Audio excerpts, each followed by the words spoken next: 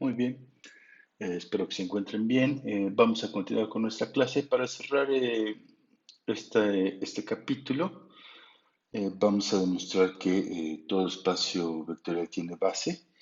Antes de esto, vamos a dar algunos conceptos preliminares que ya conocen, pero vamos a repasarlos. Uno de ellos es el de copo. Entonces, es decir, un conjunto parcialmente ordenado. Entonces, empecemos con lo siguiente, con su definición. Eh, un conjunto parcialmente ordenado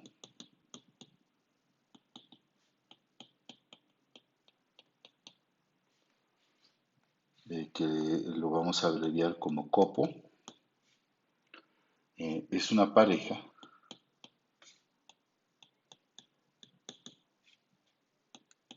S, menor o igual que, donde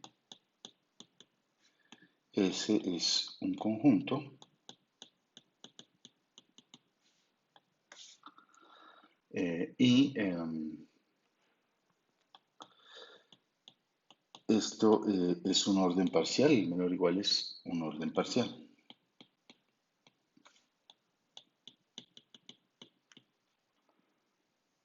Sí, está bien. Entonces digamos que sería la primera parte de la definición y la segunda vamos a recordar que es un orden parcial. Esto ya lo vieron en teoría de ecuaciones, pero bueno, este,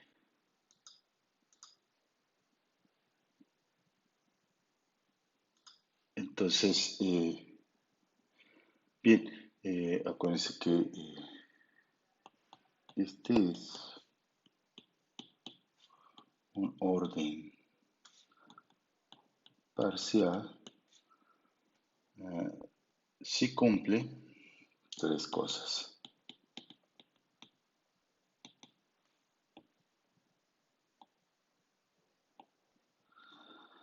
Si cumple primero que es reflexivo, la reflexividad.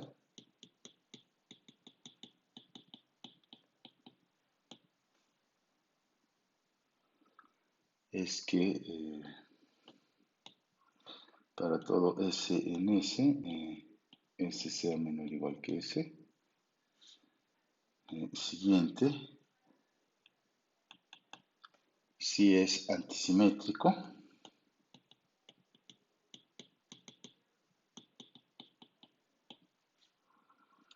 y eso quiere decir que para cualesquiera A y B en S,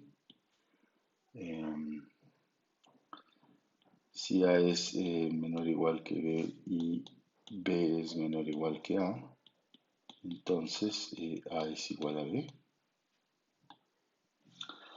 Y por último, la transitividad, que bueno, que nos dice que si tienes que A es menor o igual que B y B es menor o igual que C, entonces A es menor o igual que C. Sí, está bien, entonces eso es un orden parcial. Ya tenemos ahí que es un conjunto parcialmente ordenado, un copo, pues es un conjunto junto con una relación de orden parcial. Voy a definir algunas cosas para aclarar que hay algunas diferencias en cómo se usan en cálculo y aquí, en la cuestión de elementos mínimos, máximos, mayores y menores. Esto lo voy a hacer aquí en la siguiente definición, ¿no? En la primera parte, bueno,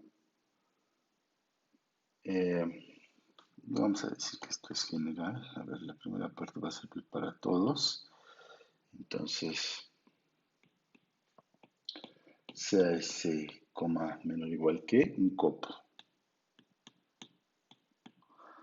¿Sí? Y copo ya le puse aquí un paréntesis que no, en un copo. Ahora sí, entonces definimos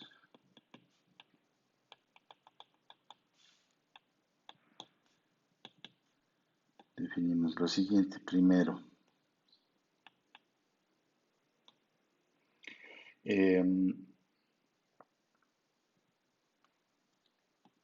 un elemento X en S es llamado elemento máximo de S, pues si no hay elementos por encima de él. Es decir, si no existe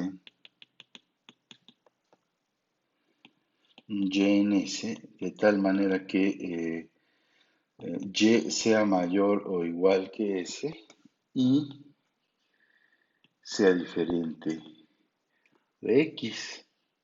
¿Sí? Es decir, no puede haber elementos más grandes que este elemento X. ¿Sí me explico? Esto cambia un poco y les aclaro, así lo voy a usar el resto del curso. El hecho de que esto es lo que a lo mejor en otras materias le llaman elemento maximal, pero aquí nosotros le llamamos elemento máximo, puesto que maximal no es una palabra de español. Y entonces eso cambia, ¿no? Porque, por ejemplo, ustedes cambia el uso del que ustedes, por ejemplo, le dan en cálculo, porque ustedes hablan de un elemento es máximo, si es comparable con todos, si es mayor que todos. Aquí no. Ojo, aquí no significa que sea comparable con todos. Lo que te está diciendo es que no hay elementos que sean comparables con él, que estén mayores o iguales que él y que sean diferentes. ¿Está bien? Entonces así se usa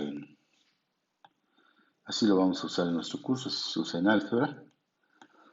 Segundo, de manera análoga, un elemento Y en S es llamado elemento mínimo, o sea, dualmente, de S. Si no existe,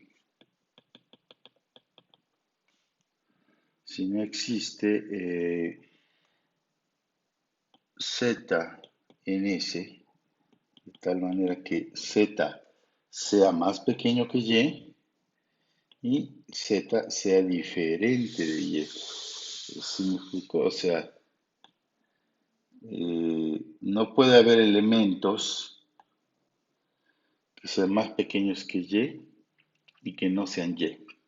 ¿Sí? Otra vez, esto no significa que Y sea comparable con todos los elementos de S.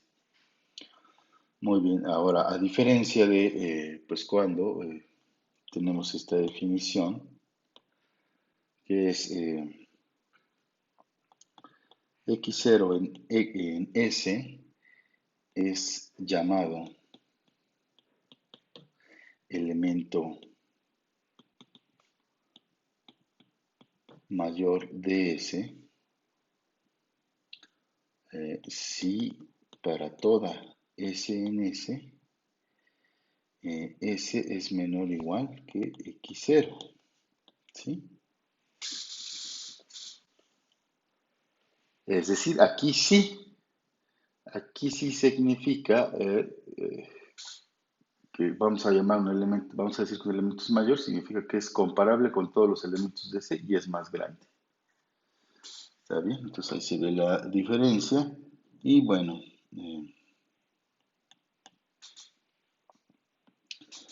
muy bien. Entonces,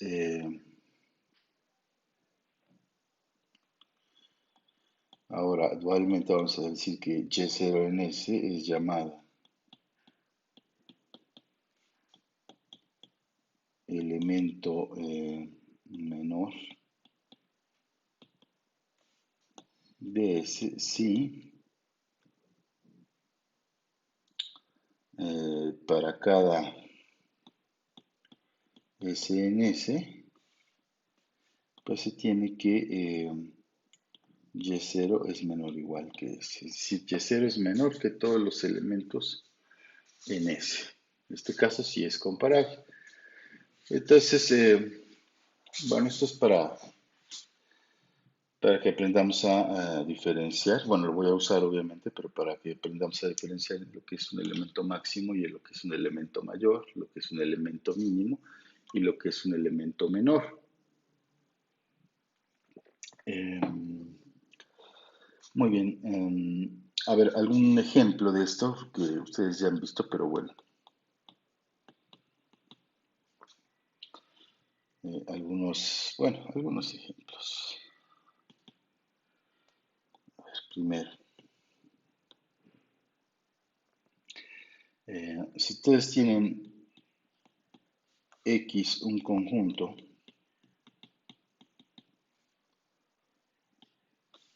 entonces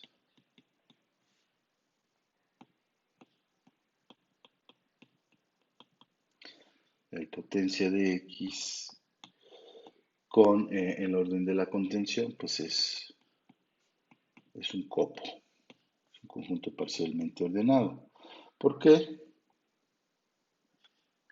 Bueno, vamos a hacerlo en la siguiente página. Porque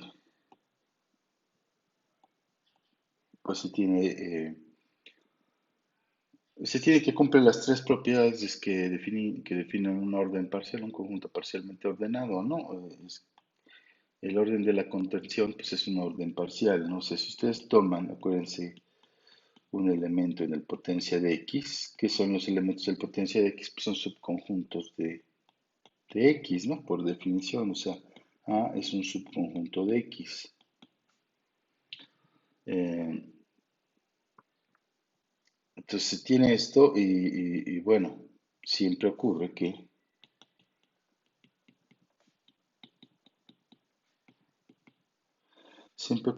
A esté contenido en A.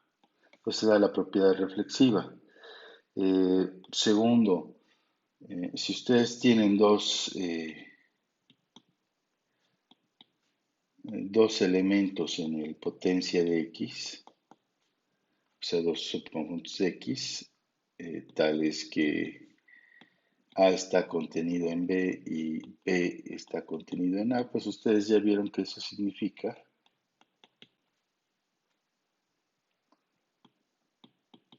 entonces, pues que A es igual a B, ¿no? Entonces es simétrica y pues claramente también se cumple la transitividad, ¿no? Ya no lo voy a escribir porque creo que está muy claro. Entonces, a ver, ay, bueno, ya les puse la misma numeración, pero bueno, en otro color.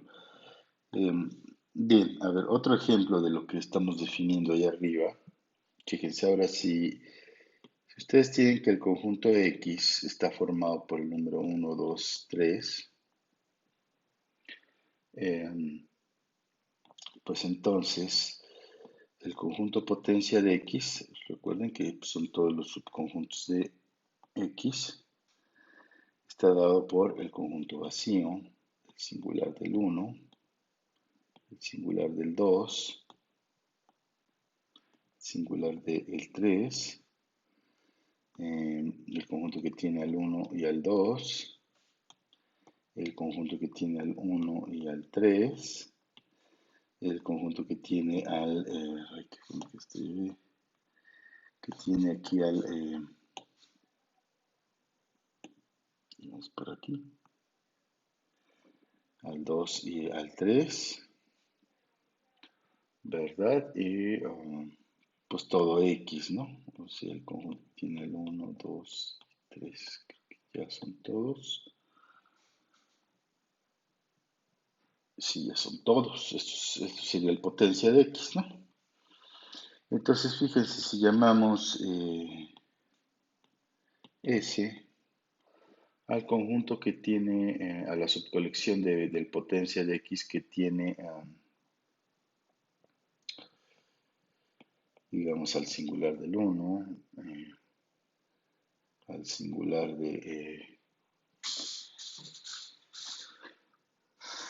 del 2 y al singular de 3, además de tener al 1, 2. ¿Sí? Tomemos entonces esta colección. Entonces la pregunta es, ¿quiénes son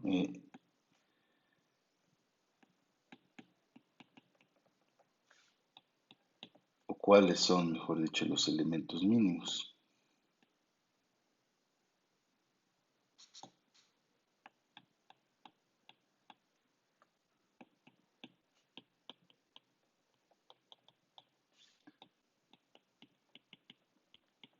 ¿Cuáles son los elementos mínimos?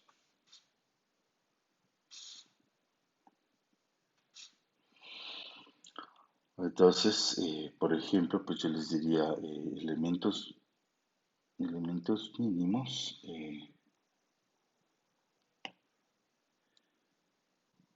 son, ¿verdad? Pues, por ejemplo, este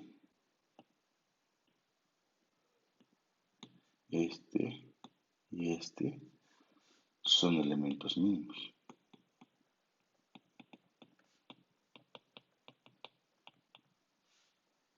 ¿Sí?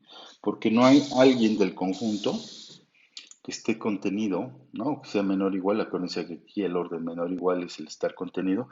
No hay un elemento en ese que sea menor o igual que estos, ¿no? O sea, que esté contenido propiamente en el singular de 1, en el singular de 2, en el singular de 3, ¿no? O sea, los únicos que están contenidos en el singular del 1, pues es el singular del 1, ¿no? En el singular del 2, pues el singular del 2, y en el singular del 3, el singular del 3.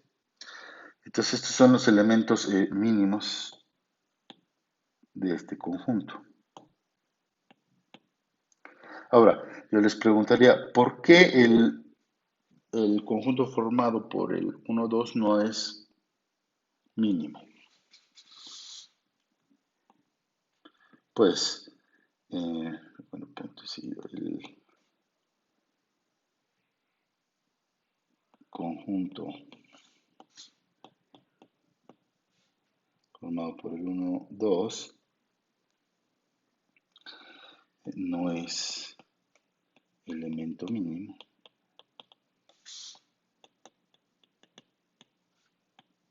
pues eh, el singular, por ejemplo, del 1 está contenido propiamente en el 1, 2, ¿verdad? Y eso significa que pues, ya existe un elemento del conjunto S que está por debajo de este elemento. Entonces, pues no puede ser mínimo, ¿no? Y hay un elemento diferente de él que está por debajo de él. Muy bien. Entonces,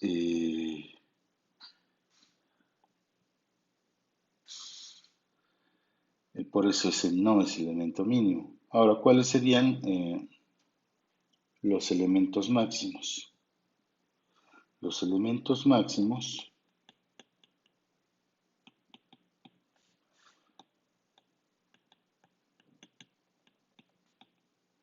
de ese, pues, ¿quiénes serían?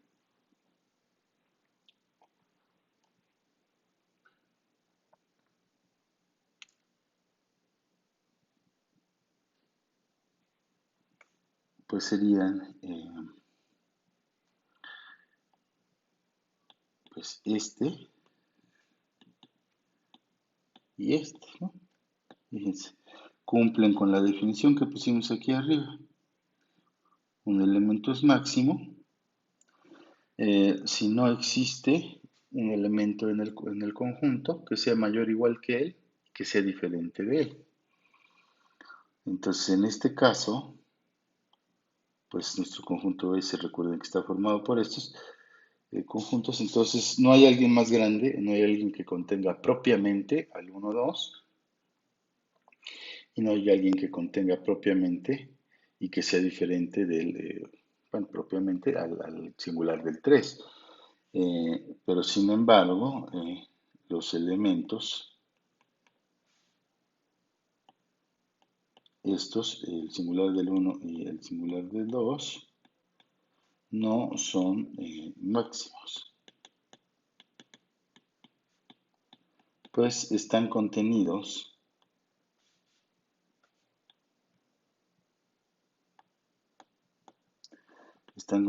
propiamente aquí, cada uno de ellos. Entonces esos no pueden ser máximos. Entonces, bueno, nada más para que se entienda, ¿no? Eh, Está bien. Y entonces, regularmente, bueno, pues si ustedes son observadores, un elemento va a ser mayor o menor, pues si es comparable con todos y es más grande, a diferencia de un elemento máximo, ¿no? Máximos puede haber varios y pues mayor, en realidad solo puede haber uno, ¿no? Muy bien.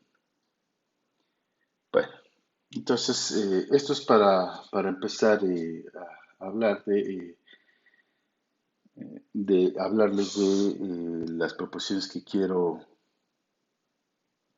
de lo que queremos demostrar. Recuerden que queremos demostrar que todo espacio vectorial tiene base. Esto se demuestra haciendo uso del axioma de elección.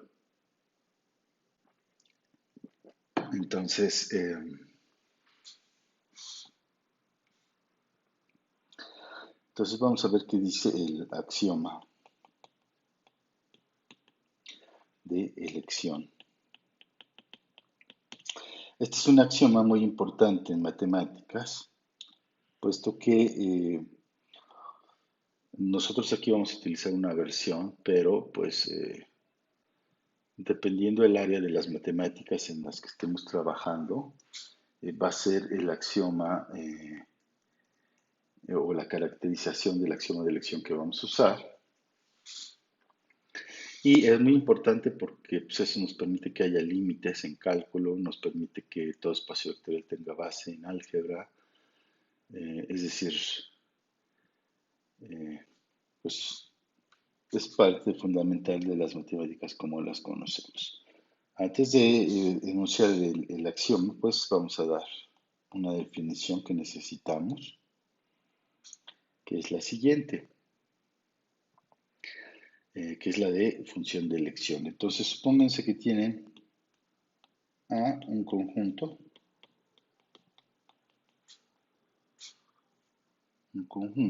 entonces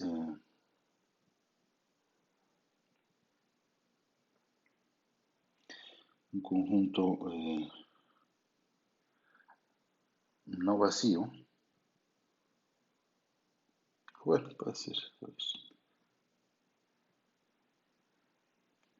Entonces, una función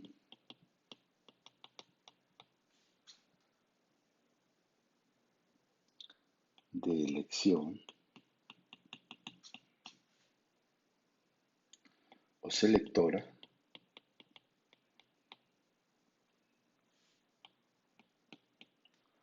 para A es una función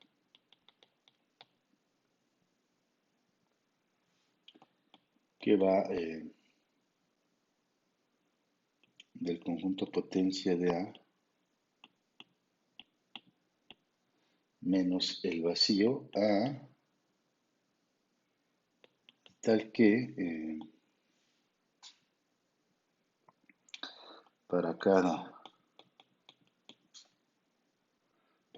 B que esté en el potencia de A menos el vacío, o sea, para cada subconjunto de A que no es el vacío, f de B lo va a mandar a un f sub B, de tal manera que este sea un elemento en B. ¿Sí está bien? Entonces, esto es lo que nos permite, pues, cuando hacemos etiquetaciones, etcétera. Bueno, fíjense que una función de elección lo que hace es pues, etiquetar a los elementos del conjunto, porque, pues, lo que estamos haciendo, fíjense, una función de elección o de selecciones, es una función que va, ay, aquí me faltó A, que va del potencia de A menos el vacío a eh, de tal manera que para cada elemento en el dominio, o sea, cada subconjunto de A no vacío,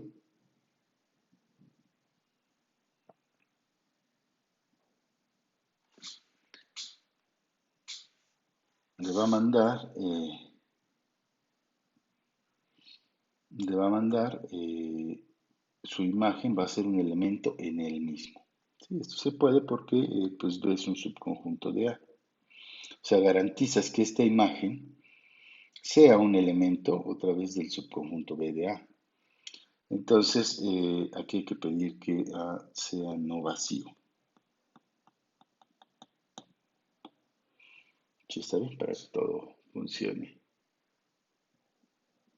bien.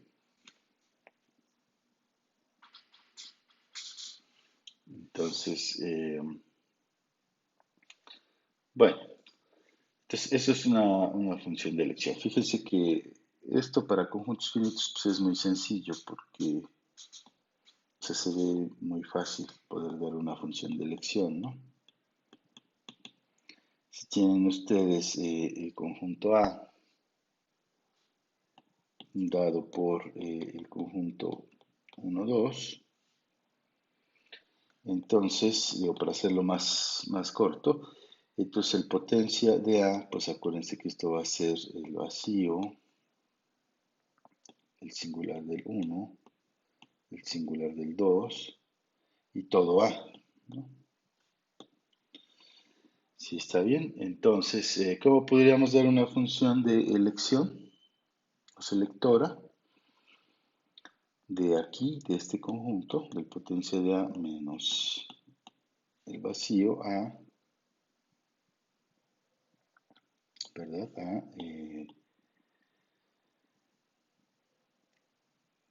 A, ¿no? Que cumple lo que se pide ahí en la definición, pues es eh, a este elemento, pues a dónde lo vamos a mandar, a dónde nos gustaría, bueno, lo voy a hacer más grande, a dónde nos gustaría mandarlo, pues al mismo, ¿verdad? Al uno, que es un elemento del conjunto, perdón, ¿no? Porque es lo que se les pide, fíjense que es lo que se pide aquí. Las funciones de elección van del potencia del conjunto menos el vacío al conjunto, ¿no? Con la característica de que a cada subconjunto de A, no vacío, lo mandes a un elemento en él. Aquí,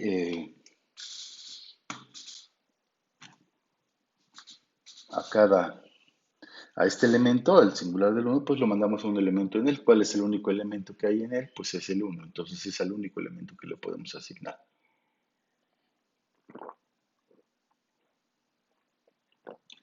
Ahora, eh,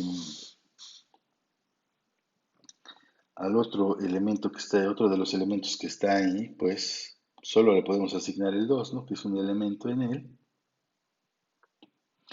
Y al conjunto A, que es el conjunto, acuérdense, es el conjunto 1, 2, pues le vamos a asociar alguno de los elementos en él, por ejemplo el 1.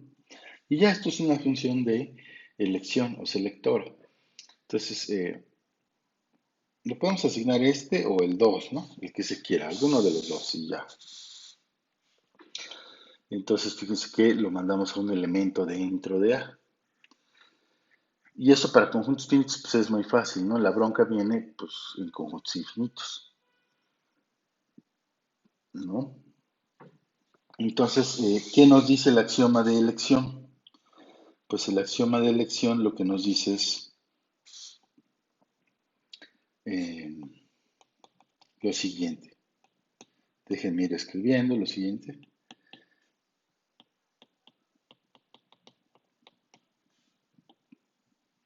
Que es todo conjunto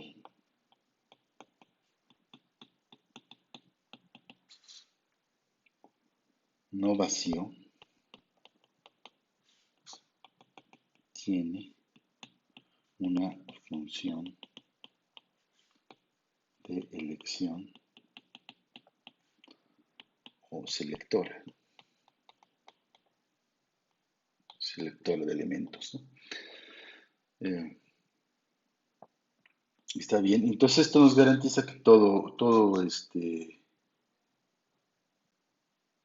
axioma de elección, del cual pues, somos creyentes, nos garantiza que todo conjunto no vacío tiene una función de elección. Entonces los conjuntos infinitos no vacíos tienen una función de elección. Está bien. Entonces, bueno, esta proposición así, este axioma en sí, pues es muy fuerte, les digo, nos va a garantizar que pues es equivalente a que tengamos que, o que nos implique que todo espacio vectorial tiene base, ¿no? Que podamos calcular límites. En fin, es un axioma muy poderoso. Entonces en álgebra, pues, se usa la versión, no esta versión, este axioma tiene muchas equivalencias. Entonces, les decía, en cada área pues, se usa más de alguna de sus equivalencias. En álgebra pues, se usa el lema de Son. Pues para darles qué es el lema de Son, pues necesito definirles qué es una cadena. Y entonces, a ver, nuestra siguiente definición nos dice qué es una cadena. Entonces, si tienen ustedes S, menor o igual que un copo, entonces una cadena C en S es un subconjunto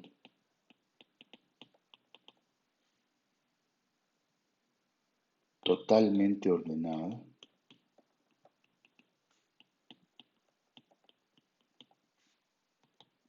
de S.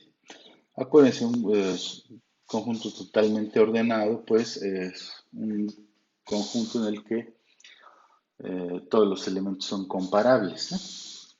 Eso ya lo vieron desde mate básicas.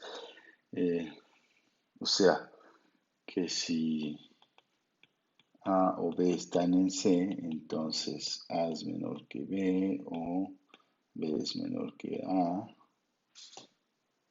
¿no? Bueno, menor o igual, ¿no? O claro, pues son iguales, ¿no? O sea, nada más eso es que sea totalmente ordenado. Y entonces ahora sí, entonces una cadena en un copo, pues es un subconjunto totalmente ordenado. Eso es todo. Ahora sí, esto es para poder, les decía, para poder enunciar el lema de Son, que es equivalente al axioma de elección. Y bueno, esta equivalencia pues la verán cuando lleven el curso de teoría de conjuntos. Este lema, pues, nos dice lo siguiente, que si tienes un copo,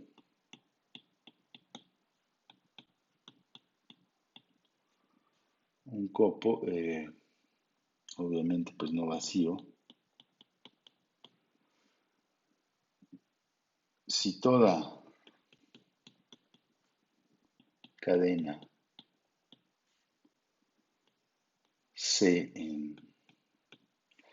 en S tiene cota superior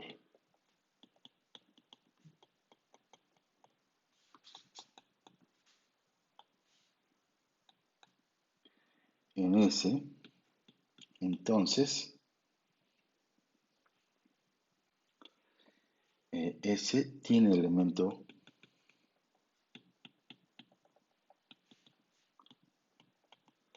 máximo.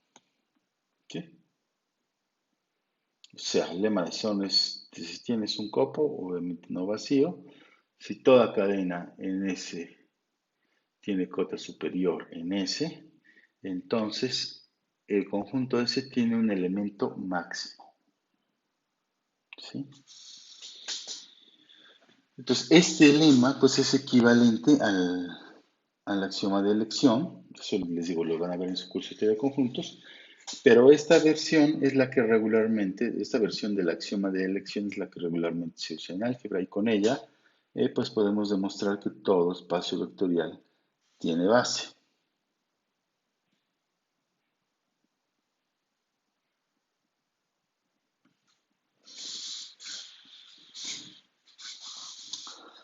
Entonces, pues vamos ahora sí a demostrar la proposición que nos interesa en esta sección para culminarla, que es todo espacio vectorial tiene base. Y ojo, desde cualquier dimensión, finita o infinita. Y aquí sí lo vamos a hacer en general. Entonces, vamos a ver la demostración. La demostración es como sigue. Eh,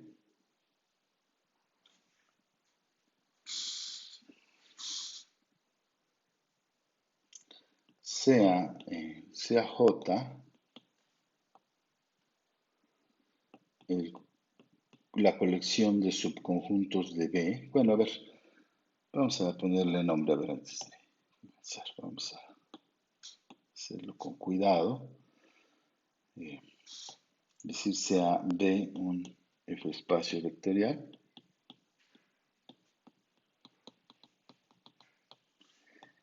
Y ahora sí, sea J la colección de subconjuntos de este espacio vectorial de tal manera que I es linealmente independiente. Si está bien, nada más estamos tomando los conjuntos, la colección de subconjuntos linealmente independientes de B. Eh, entonces, eh, J con el orden de la contención, pues es un copo, es un conjunto parcialmente ordenado. Sí, está bien. O sea, igual que como hicimos en nuestro ejemplo, que vimos que el potencia de un conjunto es un copo, pues la misma demostración funciona aquí para demostrar que esto es un copo. Y además, J no es un conjunto, no es el vacío, porque fíjense que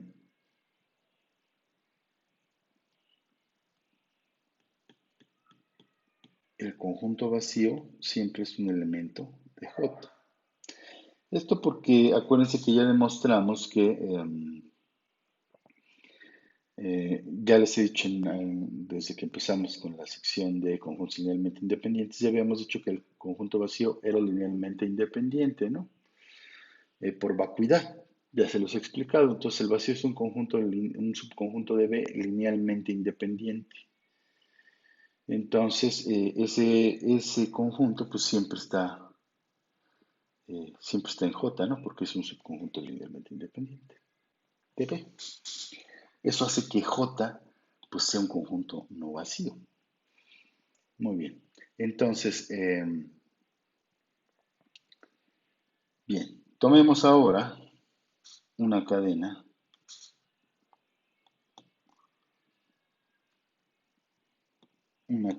en J.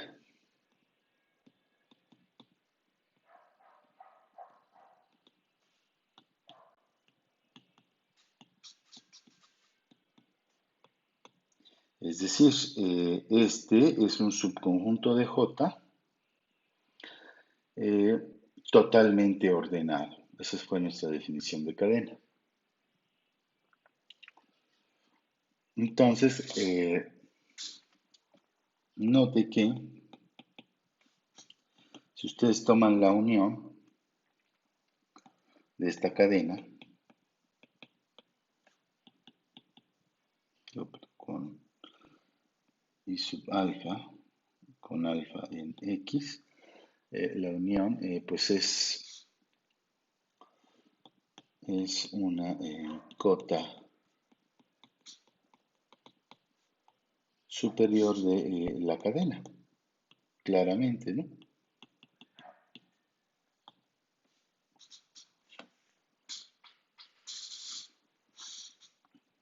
Sí, porque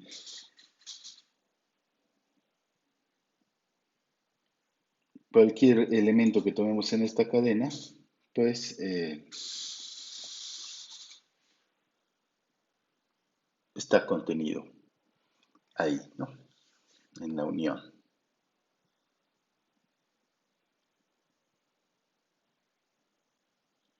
Muy bien. Entonces, lo que nos resta demostrar es ver que la unión, ¿no? O sea, lo que queremos demostrar ahora es que la unión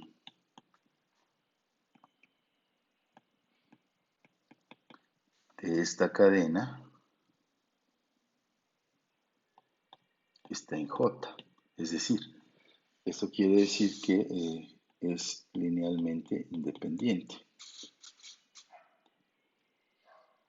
Entonces, vamos a checarlo. Entonces, sean eh, x1 hasta xn elementos en la unión.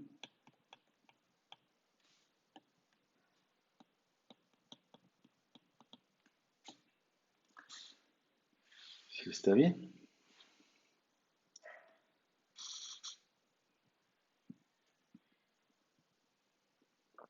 De tal manera que cada uno de estos xy pues esté, digamos, en un i sub alfa i minúscula para cada i en este conjunto, desde 1 hasta n, ¿no? Porque tenemos n elementos. Entonces, muy bien. Entonces, como esta colección es una cadena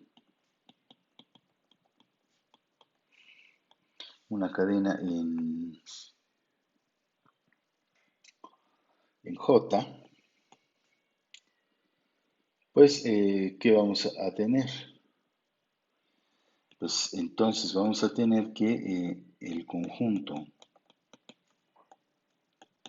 de las i sub alfa 1, i sub alfa 2, así hasta llegar a i sub alfa n, pues que esto tiene elemento mayor, ¿sí? ¿Por qué? Porque acuérdense que en una cadena todos los elementos son comparables, ¿sí? Entonces, aquí en estos n elementos, en un conjunto finito, pues tenemos que el i sub alfa 1, pues es mayor o menor que, o está contenido o contiene al i sub alfa 2 y así sucesivamente puedo ir comparándolos. Entonces hay un elemento que contiene a todos estos porque todos son comparables, ¿sí? Esto simplemente porque estamos en un conjunto finito, entonces, y porque todos estamos en una cadena, ¿no? Estamos agarrando un subconjunto finito de una cadena. Entonces, este elemento mayor, pues vamos a llamarle,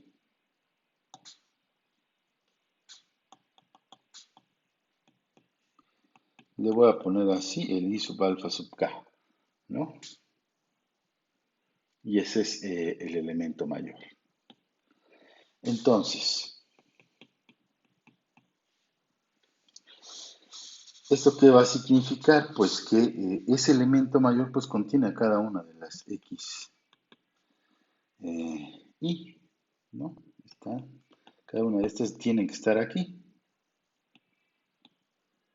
¿sí? Porque el i sub alfa sub k pues contiene a todas las i sub alfa sub i. En particular pues contiene a cada una de las x. Eh, ¿Verdad? Entonces, pues ya tenemos que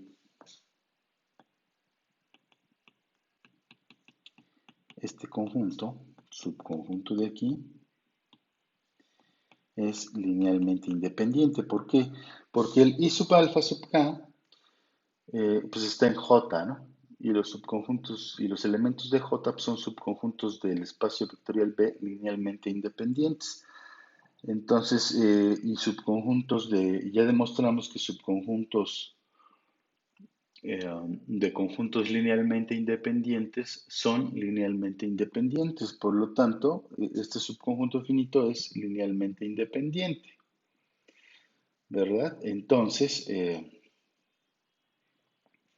pues ya tenemos que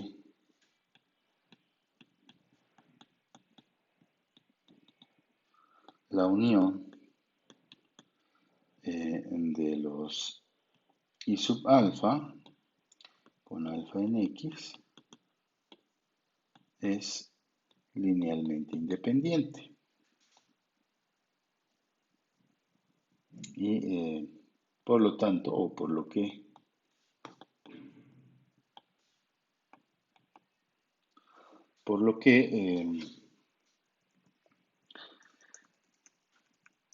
esta unión pues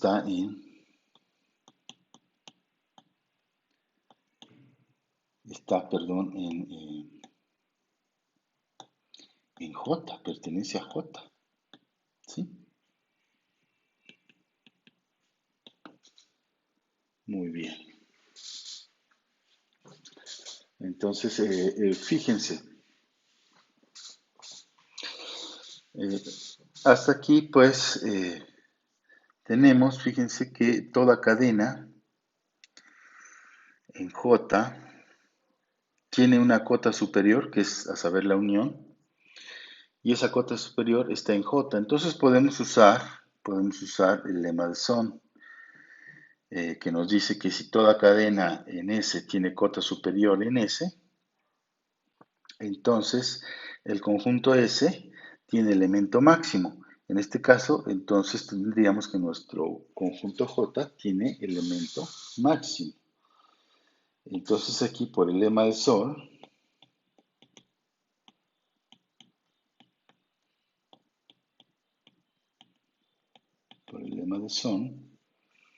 eh, tenemos que J tiene elemento máximo. Máximo y de una vez le ponemos nombre, máximo M. ¿Sí está bien? Entonces, bueno, es decir, M es un subconjunto del espacio vectorial B linealmente independiente máximo. Y esto pues es una base, forzosamente. Cualquier conjunto linealmente independiente que sea máximo con la propiedad de ser linealmente independiente, pues es una base. Ya tenemos aquí que, bueno, es linealmente independiente máximo. Entonces, lo que restaría demostrar, pues es que genera, ¿no? Entonces, veamos que M genera a B. Entonces, acuérdense, esto es ver que pues el generado de M es igual a B. Y bueno, pues siempre se tiene aquí pues esta contención, ¿no? O sea, esa ya no hay que verificarla, pues el generado de cualquier subconjunto del espacio pues sigue siendo un subconjunto del espacio, ¿no? De hecho es un subespacio. Entonces eso siempre se da. Lo que hay que demostrar pues es la otra contención, ¿no? Entonces, bueno, lo escribo, a ver, siempre ocurre que esto está contenido, ¿no? Entonces hay que ver lo otro. Entonces, bien, para ver la otra contención, pues es como, fíjense, como M es linealmente independiente máximo,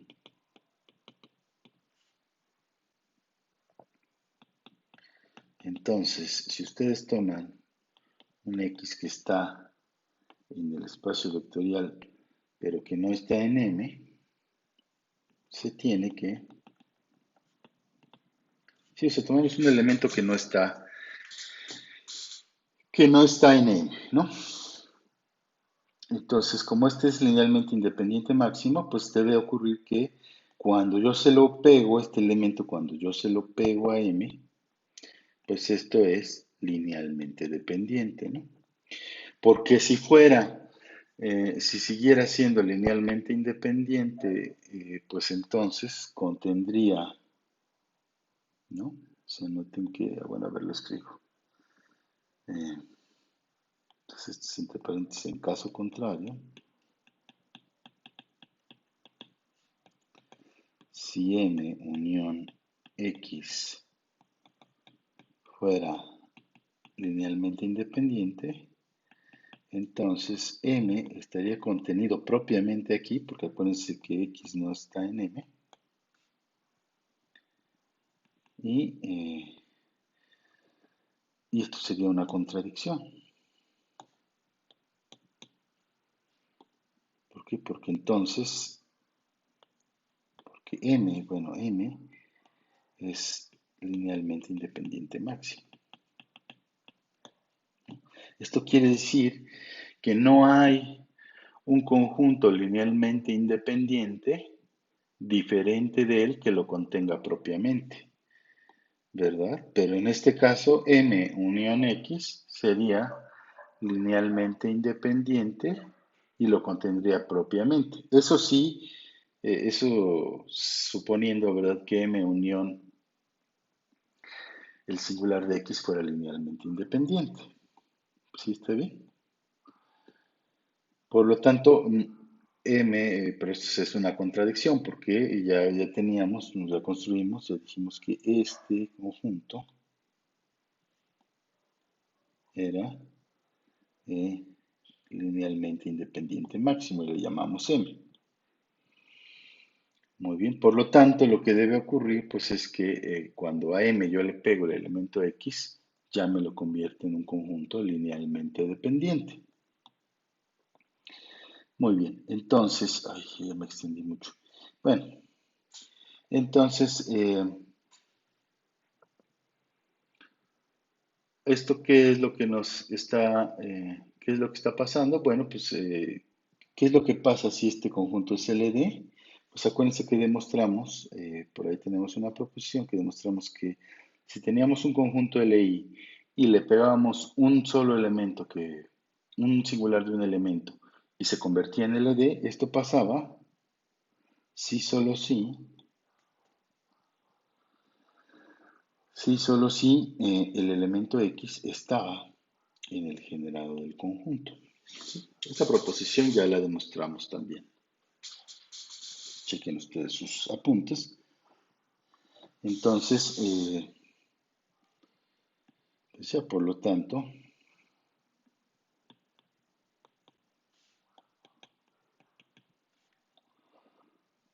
eh,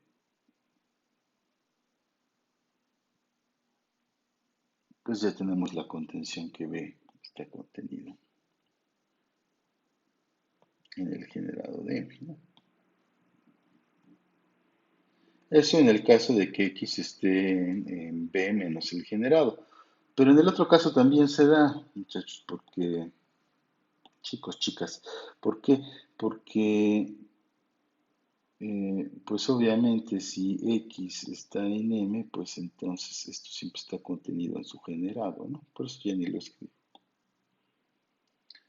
Entonces el otro caso es que X no esté en M, que es el que acabamos de hacer, por lo tanto, pues,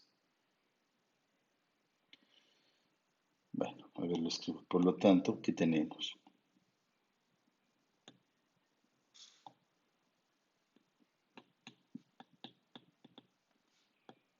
El generado de M es B, y así tenemos que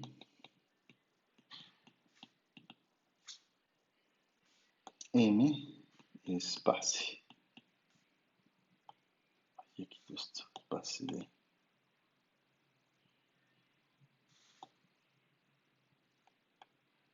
DB. Sí, todo espacio vectorial tiene base. Sí, está bien.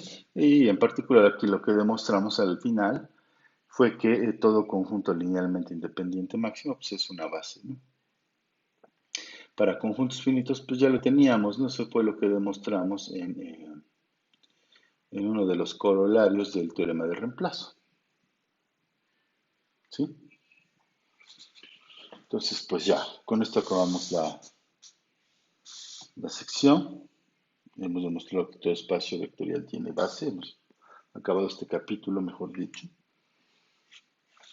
Y bueno, lo siguiente es ver que empezar con la parte de transformaciones lineales. Entonces, que es nuestro siguiente capítulo.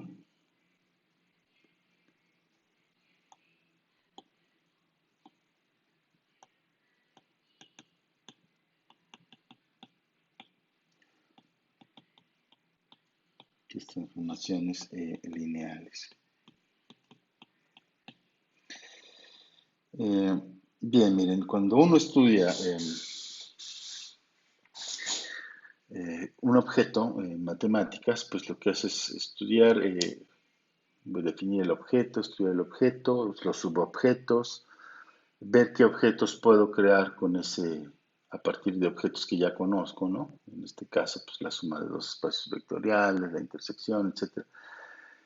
Y luego, pues lo que estudia uno son las funciones que preserven la propiedad general del objeto que está uno estudiando, del objeto en cuestión. En este caso, nos interesan las funciones que pues, preserven la estructura de espacio vectorial, que preserven la estructura algebraica.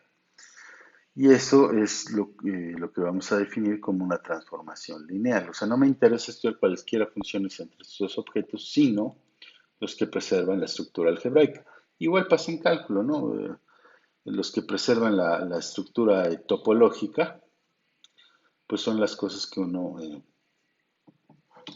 estudia. Entonces, voy a empezar definiendo lo que es una transformación lineal. Entonces, tomen ustedes, supongamos que tienen B y W, dos F espacios vectoriales.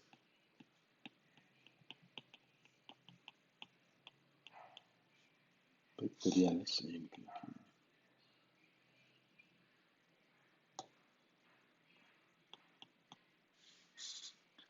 dos F espacios vectoriales.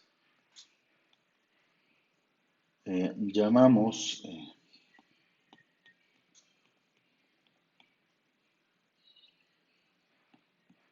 a una función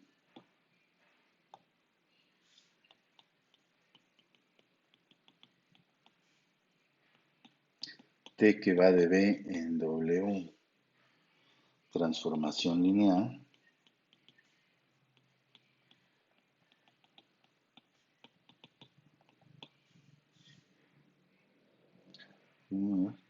Si cumple dos propiedades.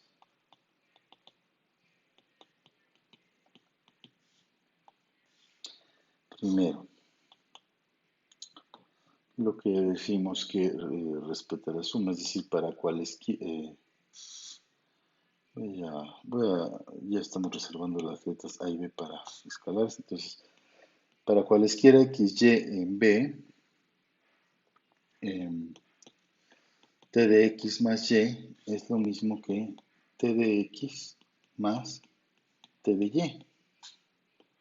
¿Sí está bien? Y segundo, es decir, la primera propiedad lo que nos dice es T de la suma de dos vectores es la imagen del vector, del primer vector más la imagen del segundo vector. Eso es lo que conoce como que preserva sumas o abre suma. La siguiente es que para todo escalar y para todo x en b, t de a por x es lo mismo que a por t de x. ¿Sí? Y esto es que saca escalares. ¿Sí está bien? Entonces,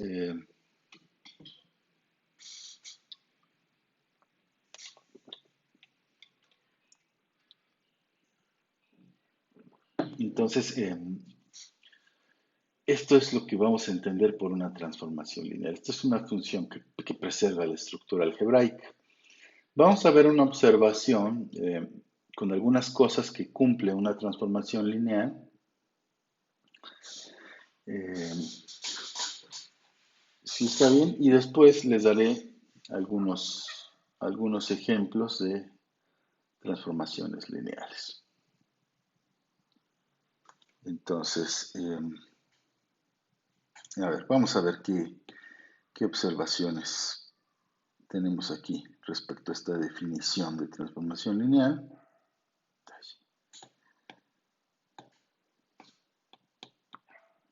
Primero, tenemos que, si tienen ustedes T que va de B en W, una transformación lineal,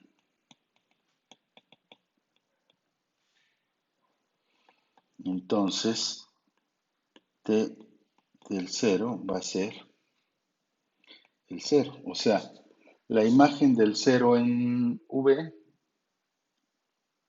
es el 0 en W. Y por cierto, ojo, aquí hay un abuso de notación. O sea, esta es la suma del espacio vectorial B y esta es la suma del espacio vectorial en W. ¿Sí?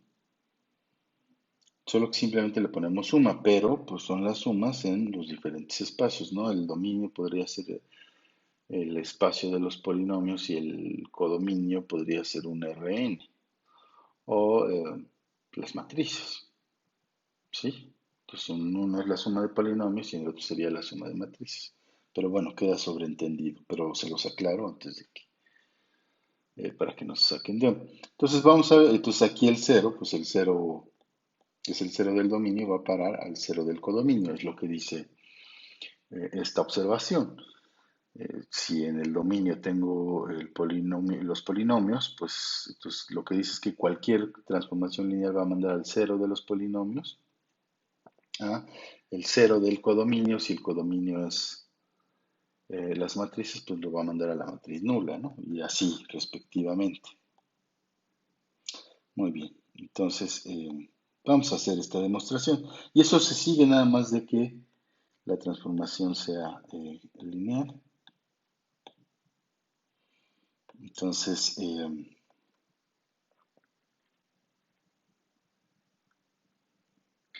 muy bien. Y supónganse entonces que tiene el 0 en B.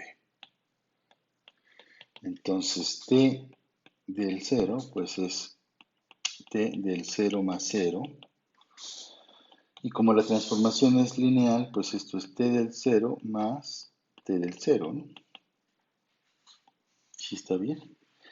Pero entonces ya demostramos que en los espacios vectoriales se puede cancelar, ¿no?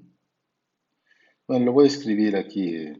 Esto es lo mismo que tener 0 más t de 0 igual a t de 0 más t de 0. Porque le voy a decir, ¿cómo estamos cancelando? Pues así estamos cancelando. Entonces tenemos esto y bueno, eso implica que 0 cancelando es t de 0. Y ya está. Entonces así se obtiene fácilmente esta propiedad. Ahora, segunda observación.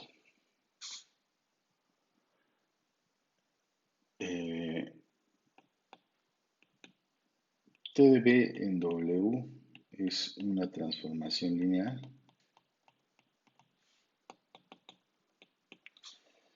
Si solo si, para cualesquiera x y y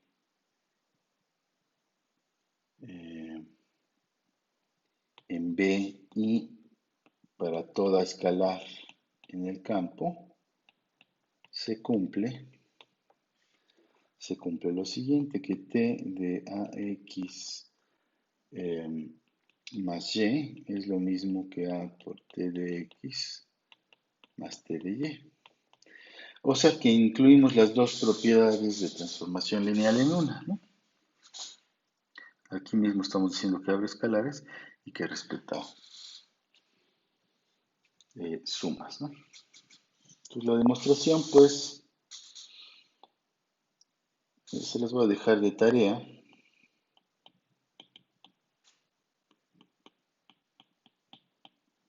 para que se vaya entreteniendo. Y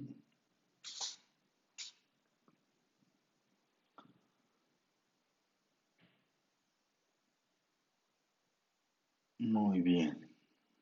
Entonces, vamos a ver otra observación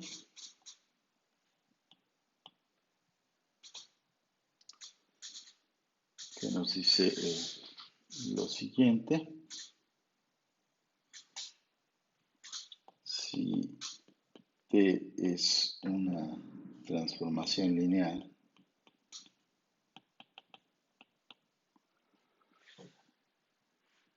T de B en W, a ver, déjame escribirlo bien.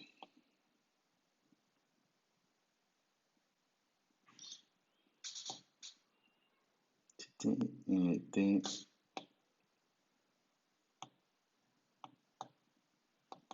de B en W es una transformación lineal.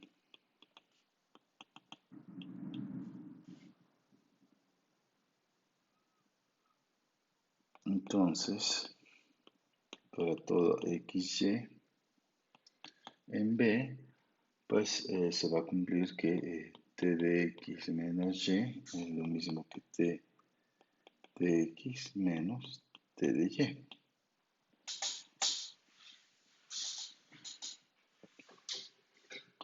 ¿Sí está bien? Entonces esto pues es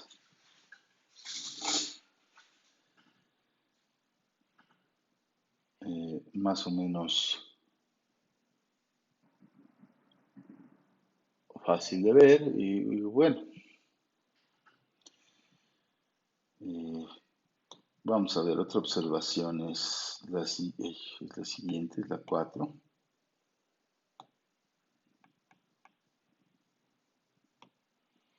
que nos dice que si tenemos una transformación lineal de B en W,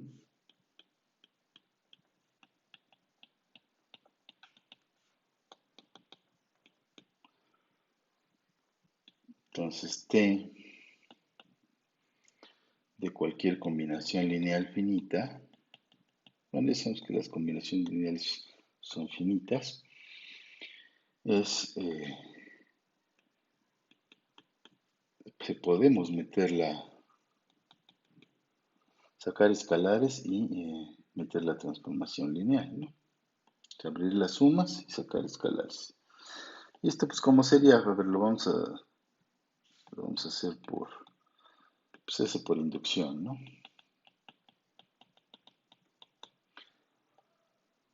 Sobre n.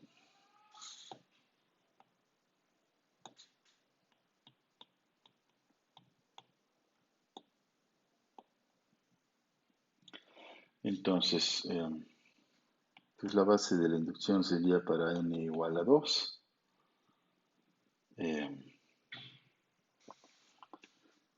Esto tendríamos que A1 es 1 más A2 x2. Pues esto, como la transformación es lineal, sí se cumple esto, que abre sumas, ¿no? Y como es lineal, pues saca escalares, entonces puedo hacer esto. Entonces, pues, esto, pues, como es lineal, pues saca escalares, entonces puedo hacer esto. Entonces, pues, como es lineal, pues saca escalares, entonces puedo hacer esto. Entonces, pues, esto, pues, como es lineal, pues saca escalares, entonces puedo hacer esto. ¿Sí está bien? Entonces, pues, eh, esto funciona, ¿no? Entonces, esto se da por 1 de la definición y pues esto se da por 2 de la definición de transformación lineal. Entonces ya está, ¿no? Y luego, de paso inductivo, pues a ver, es muy parecido, ¿no? Porque supongamos que ya lo tenemos, que se vale para n, ¿no?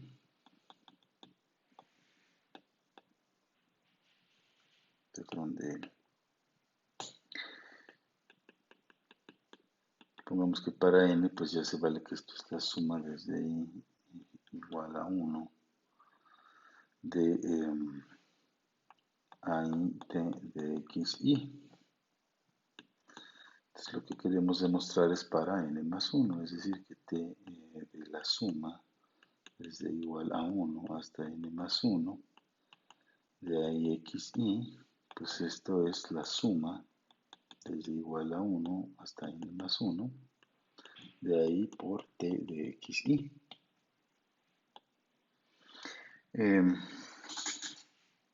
Entonces, ¿cómo nos va a quedar? ¿Cómo nos va a quedar esto? Pues empezamos a desarrollar. Fíjense que t de la suma desde igual a 1 hasta n más 1 de a xi, pues es lo mismo que t de la suma desde igual a 1 hasta n de a i xi más el último término. ¿Sí? Más el último término. Entonces, por el paso, por la base de la inducción, perdón, por la base de la inducción tenemos que se vale para dos sumandos, ¿no? Entonces, para dos sumandos puedo abrir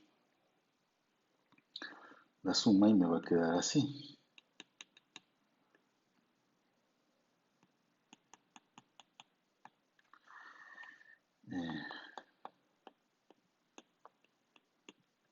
Perdón, eso está n más 1.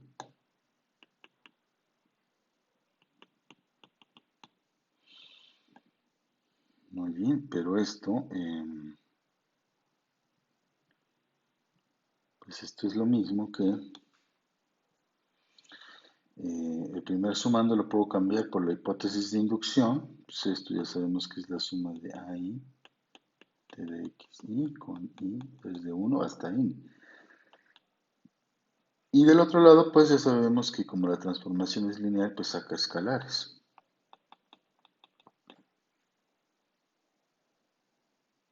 ¿Verdad? Y ya esto es igual. Sí, aquí nada más estamos usando la hipótesis de inducción y la definición. Esto es lo mismo que la suma desde i hasta n más 1 de i por t de xi. Y ya acabamos, ¿no? O sea, que una transformación, lo que nos dice esta observación es que una transformación lineal sea, que una transformación, perdón, que una transformación sea lineal implica que abre sumas finitas y saca la cantidad de escalares finitas, ¿no? No hay ningún problema. O sea, se preserva esa propiedad, ¿no? Bajo combinaciones lineales finitas. No solo se vale para dos términos. Muy bien. Entonces vamos a hacer algunos ejemplos de transformación lineal.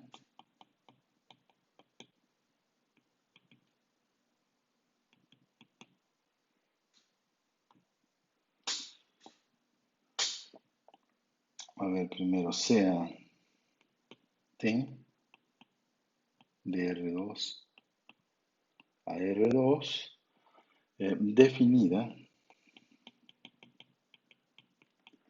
definida por de x, y igual a x, menos y.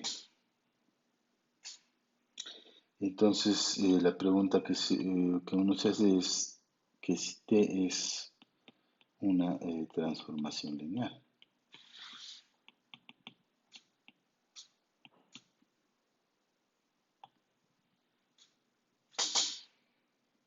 Entonces, pues, ¿qué habría que hacer?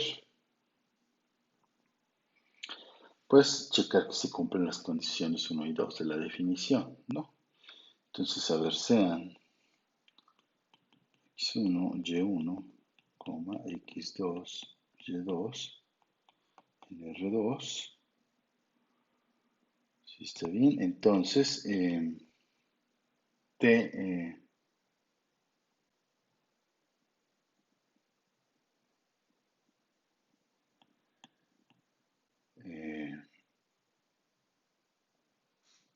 de x1, y1 más x2, y2, pues sería lo mismo que t, y puedo aplicar la suma de vectores, que es entrada.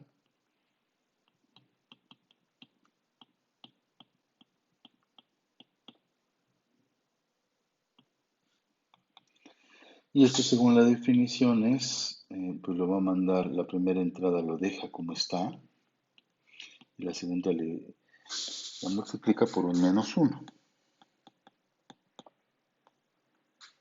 ¿Sí está bien? Pero esto es igual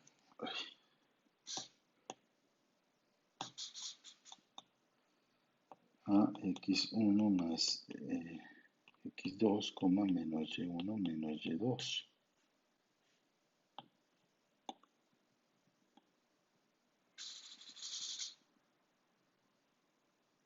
Y fíjense, esto es lo mismo que utilizando la suma de vectores, que x1 menos y1, que es entrada, x2, menos y2. Si no va este paréntesis. ¿Sí?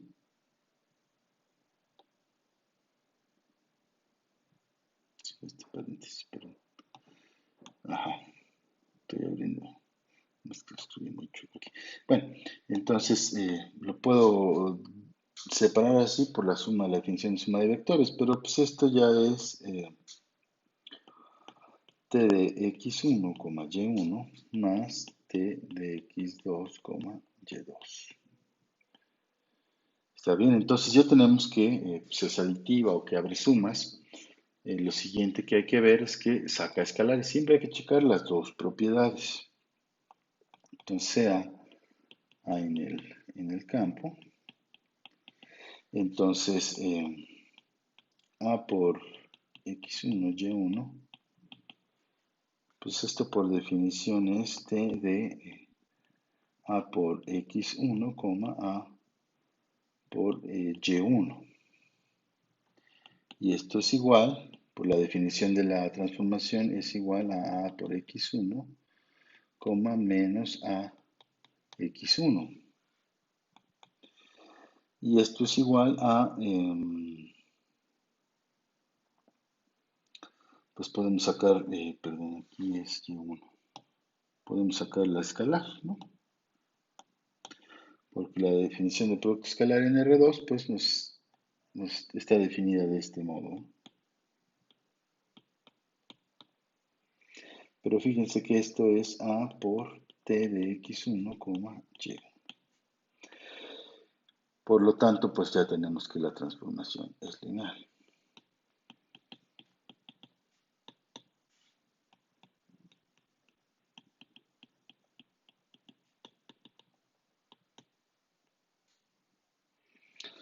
¿Sí está bien? Entonces, esta transformación definida como de este modo,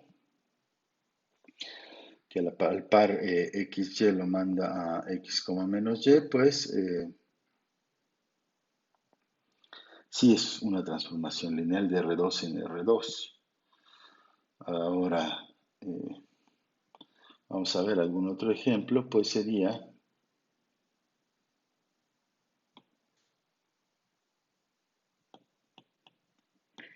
que tengan ustedes otra vez tengan otra vez, perdón, una transformación de R2 en R2 definida por t de xy igual a x, 0. Entonces, pues demuestren que t es una transformación lineal. Entonces hay que checar las dos propiedades de la definición, ¿no? Que abre sumas y que preserva escalares.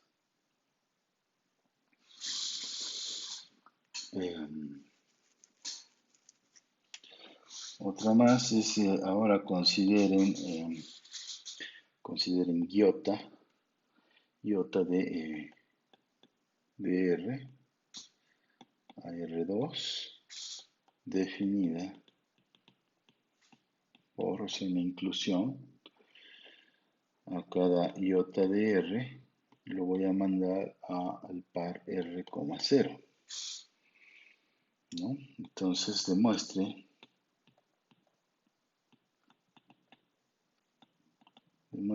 que iota es una transformación lineal. Esta inclusión es una transformación lineal. Un ejemplo más es el siguiente. Consideren ahora t de R3 a R2 definida por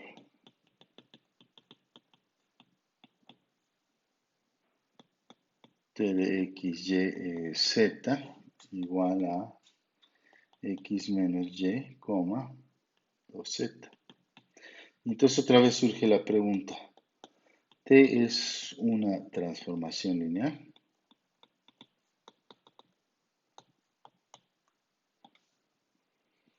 Entonces, pues vamos a ver, vamos a hacerlo otra vez para que sigamos entendiendo la definición de transformación lineal. Entonces sean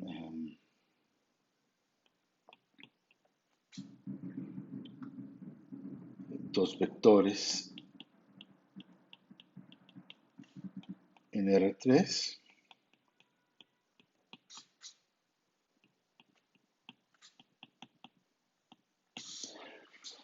vamos a ver que vamos a ver si si respeta sumas, ¿no? Vamos a ver uno de la definición. Entonces, t de x1, y1, z1 más el vector x2, y2, z2. Esto pues puedo aplicar ahí la suma dentro de la evaluación. Esto me da x1 más x2, y1 más y2, z1 más z2. ¿Sí está bien? Y esto es igual. Aplico la definición de la transformación. Dice, te lo vas a mandar al vector que a la primera entrada, en este caso la primera entrada es x1 más x2. Le restas la segunda entrada, que es y1 más y2, coma. Y, pero aquí, bueno, aquí la coma, porque si no.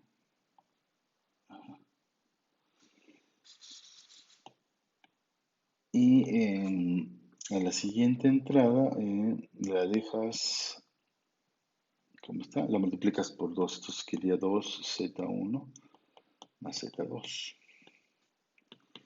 ¿Y esto qué te va a dar?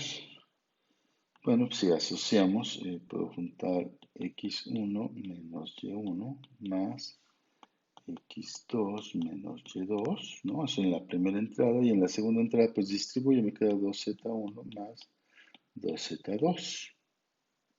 ¿Está bien?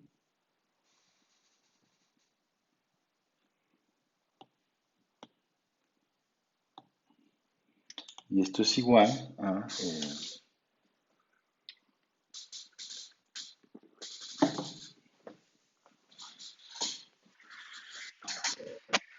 cosa? Pues puedo aplicar la definición de suma de vectores en R2 y esto me va a quedar x1 menos y1, 2z1 más el vector x2 menos y2, z2. Pero si se fijan, pues esto es t de x1, y1, z1 y la otra es t de x2, y2, z2. Y entonces, pues, si la función si abre sumas o respeta sumas, ahora hay que ver que saca escalares, ¿no? Entonces tomemos un elemento en R. Entonces t de A por x1, y1, z1. Por cierto, si a mí no me dicen que estoy cambiando el campo, pues voy a tomar R2 como el espacio vectorial, ¿sí?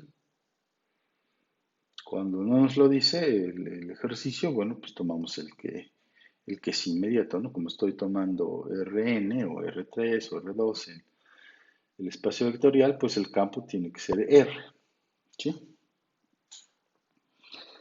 Bueno, entonces hago el cálculo y esto es la definición de producto escalar aquí es A por x1, A por y1, A por z1. Y esto es lo mismo que t manda a este vector, ¿a dónde lo va a mandar? Pues a x1 menos a y1, dos veces a z1. Y esto es lo mismo que a por, otra vez de la definición del producto escalar,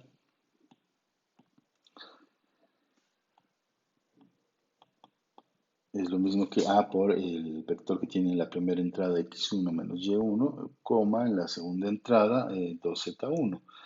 Y pues esto es a por t de x1, y1, z1. Y por lo tanto, pues la transformación es lineal. Por lo tanto, t es una transformación.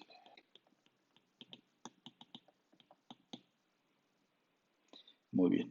Entonces esto es para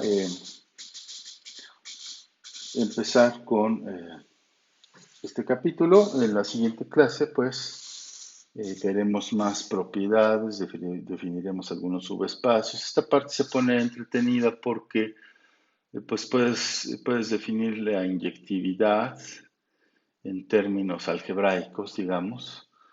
No se olviden que el objetivo en este capítulo, pues, es demostrar, uno de los objetivos de este capítulo es demostrar que